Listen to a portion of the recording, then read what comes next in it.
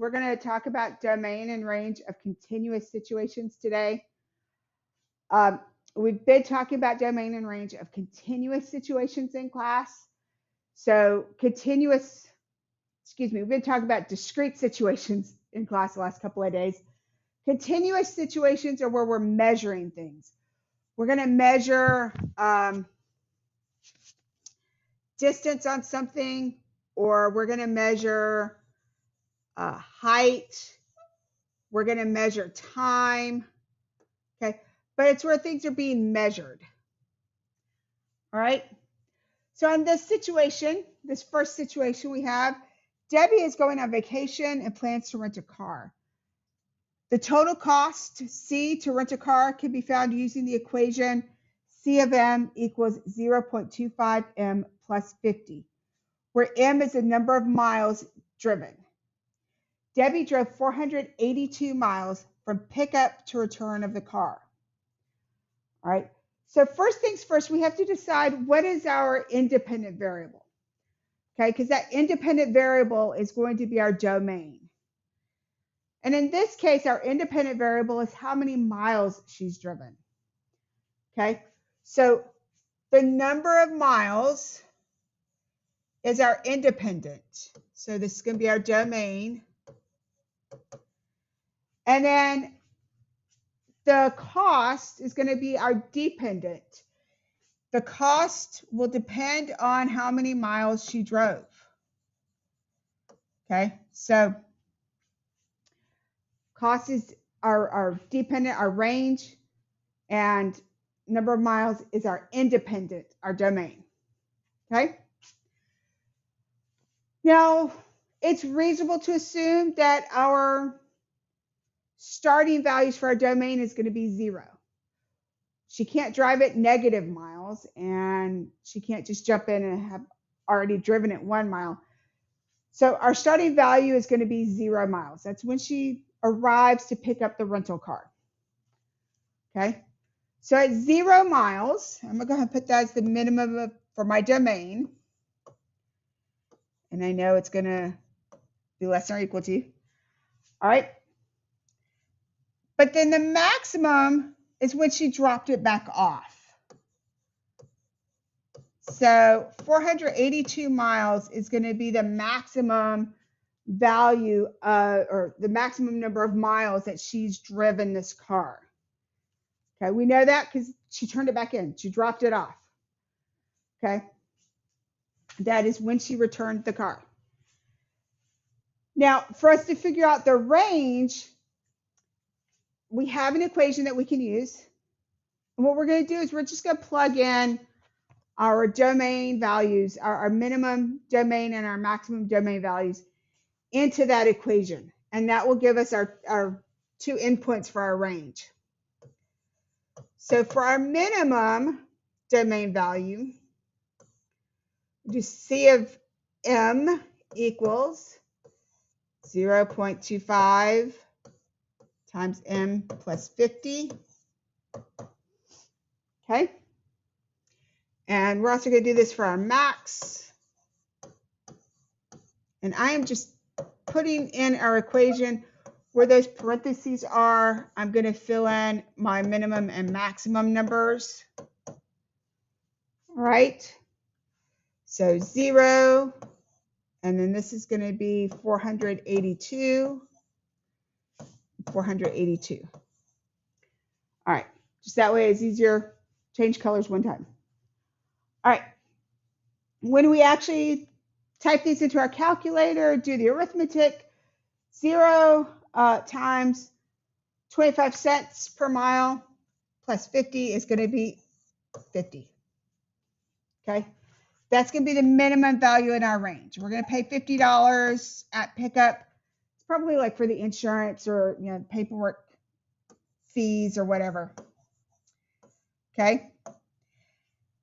Our maximum, 482 times the 25 cents per mile plus $50. We are going to end up with a total of $170.50. Okay.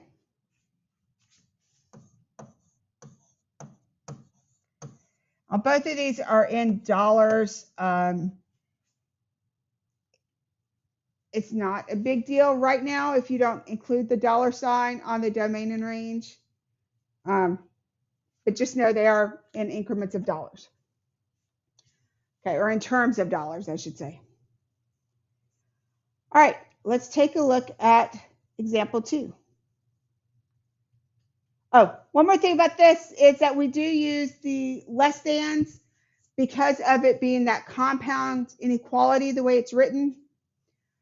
Our variable is going to go in between the minimum and maximum, and then it's going to be less than for both inequalities. All right, so on example 2, James got a new job. Yay! It's going to pay him $16.75 per hour. He is guaranteed to work at least 35 hours a week, but no more than 40 hours. And so they want us to determine the domain and range for this weekly gross paycheck. That's, before they take out taxes. So when we look at this, our independent value is going to be, or our independent variable is going to be how many hours he works. Okay. So the domain, the independent, is going to be the number of hours.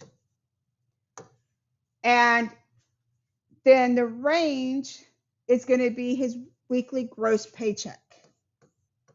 Okay, that's going to be what he actually gets, or what he actually gets paid. That's our dependent variable. All right.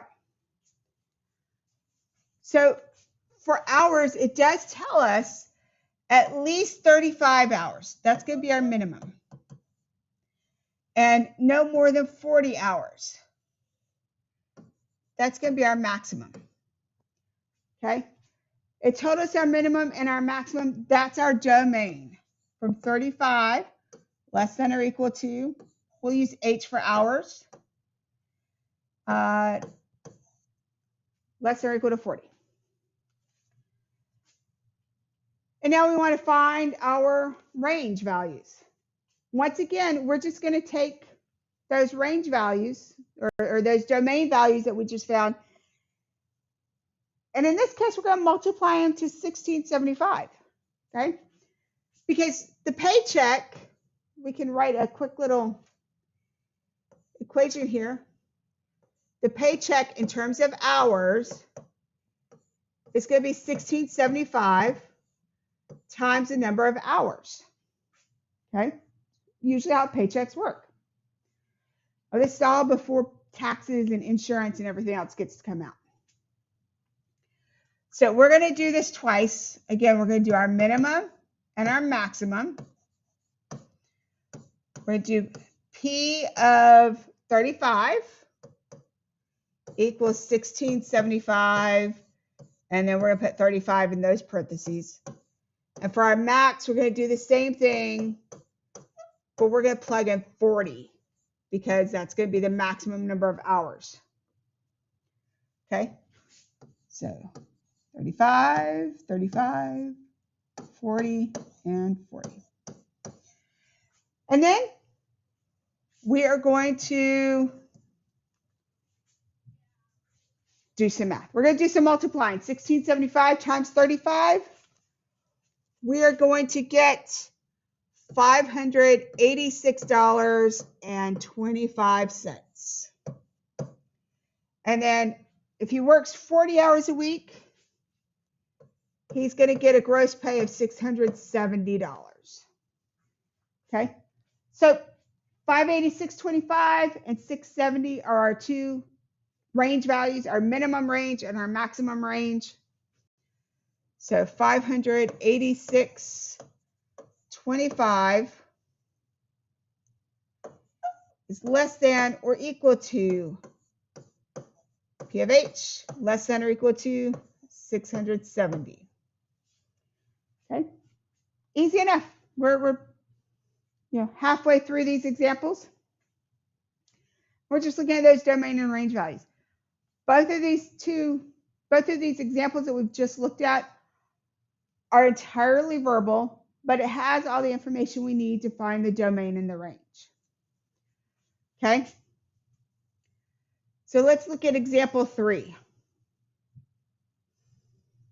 Chris and Michelle need to have their pool drained to do maintenance to the concrete, and the graph shows the volume of water remaining in the pool as it drains.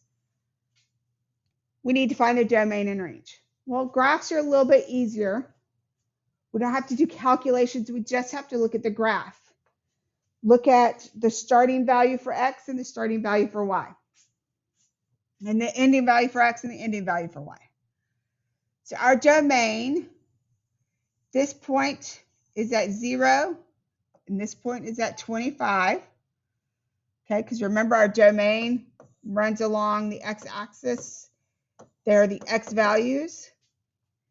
So 0 is less than or equal to, we'll just go ahead and use x, less than or equal to 25.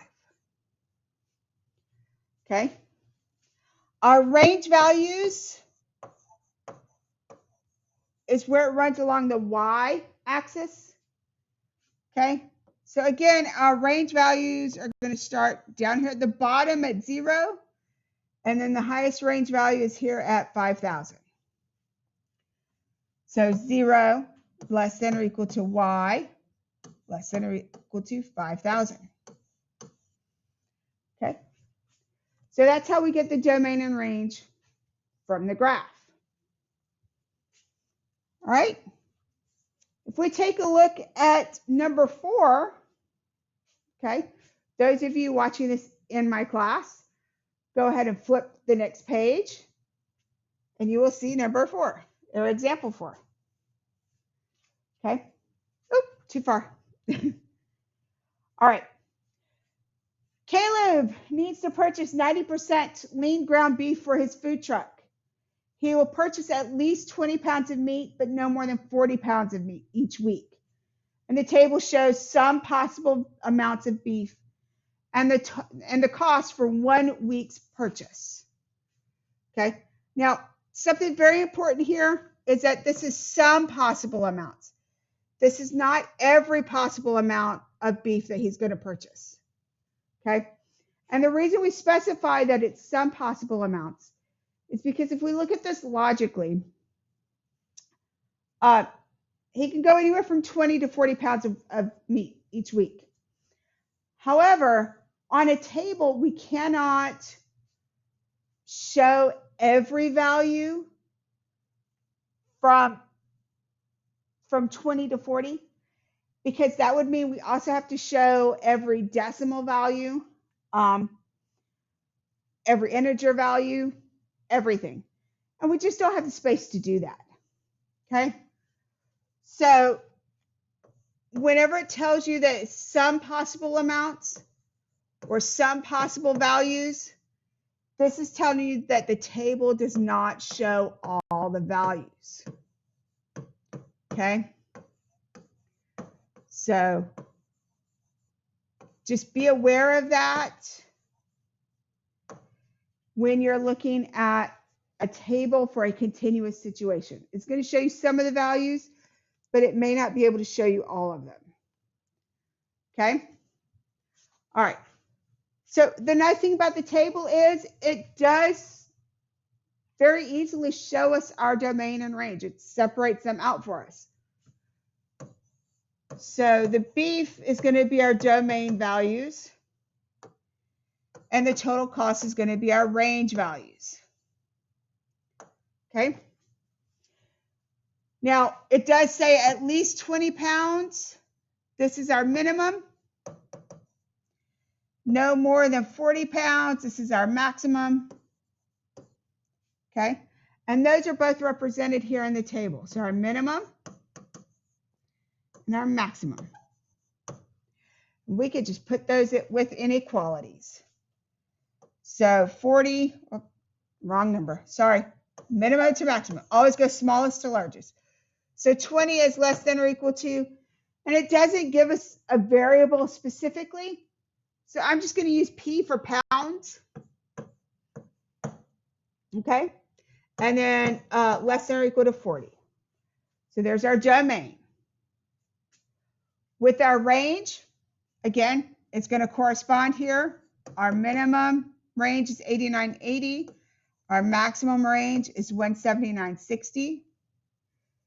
So 89.80 less than or equal to, we'll call it C for cost of P. So cost with regards to pounds, less than or equal to 179.60. Okay. One thing that we do need to address on this is, again, not all the possible values, and all of our examples have been linear functions. So even though it's only some of the values on the table, we can be reasonably assured that we are seeing the minimum and the maximum values. Okay. If it had been a different function, quadratic function, our minimum or maximum value might not be one of the two endpoints. It may be somewhere in the middle. Okay. So just be aware of that. All of our functions that we're looking at right now are linear because we're still in that first semester of the year. Okay. If you are one of my students and you are watching this in class, you may now turn to the next couple of pages and work on your assignment that goes along with this, the 2-9 assignment. If you're not one of my students and you are not in my class, you are welcome to pause the video and work on some of these as a practice assignment for yourself. And I do not have answers or answer key up, but feel free to message me and I will try to get you an answer key if you need it. All right. Thank you guys. Have a great day. I will see y'all later. Bye.